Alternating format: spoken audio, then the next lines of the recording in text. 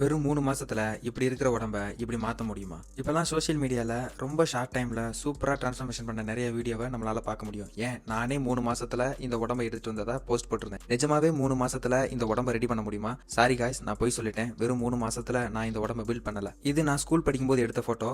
ஏற்கனவே எனக்கு ஓரளவுக்கு மசில் மாஸ் இருந்ததுனால நான் வெறும் 3 மாசத்துல இந்த மாதிரி ஒரு டிரான்ஸ்ஃபர்மேஷன் பண்ணேன். இன்னும் உங்களுக்கு புரியுற மாதிரி சொல்லணும்னா இந்த உடம்பு தான் இந்த உடம்புக்குள்ள இருந்துச்சு. நான் ஜஸ்ட் 3 மாசத்துல என்னோட பாடி ஃபேட் பெர்சன்டேஜ் குறைச்சு என்னுடைய மசில் மாச கூட்டினேன். That's all. வெறும் 3 மாசத்துல ஜீரோல இருந்து இந்த மாதிரியான ஒரு பாடியை யாராலும் பில்ட் பண்ண முடியாது. இப்ப நான் ஏன் இதை சொல்றேன்னா, சோஷியல் மீடியால நம்ம பாக்குற பெரும்பாலான டிரான்ஸ்ஃபர்மேஷன் உண்மை கிடையாது. சோ அதை பார்த்து நிறைய பேர் தப்பா புரிஞ்சுக்கிறீங்க. அந்த அவேர்னஸ்க்காக தான் இந்த வீடியோ கிரியேட் பண்ணேன். ரொம்ப ஷார்ட் டைம்ல நம்மளால பெரிய ரிசல்ட்டை பார்க்க முடியாது.